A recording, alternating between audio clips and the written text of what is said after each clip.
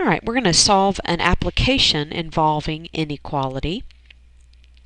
So, oops, let me get my pen here. Taylor scored a 72 on her midterm exam in physics. If she is to get a B, the average of her midterm and final exam must be between 80 and 89 inclusive. In what range must her final exam score lie for her to get a B in the course? Now, this inclusive means that it can be at 80, it can be at 89. All right, that's what inclusive means. If it had just said between 80 and 89, then it wouldn't include the 80 and the 89. It would have to be, you know, just bigger than 80 and just smaller than 89. But they're saying inclusive. Okay. Both exams have a maximum of 100 points possible. So let's just talk about what we know about averaging. We know that to average her midterm and her final would be to take the midterm and add the final to it and then divide them by 2, both by 2, right? The sum of that by 2.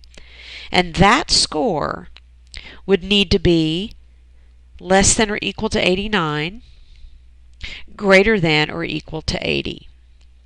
Because we're not looking at whether she can get an A or not. We're just saying, hey, what could she do to get an actual B? Not an A, not a C, but a B. So we have to put it within those boundaries.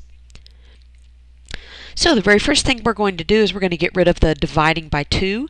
I'm going to do that by multiplying by 2.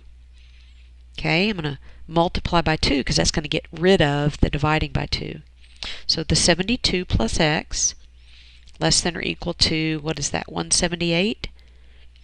And then this is less than or equal or greater than or equal to 160. Now, quite simple.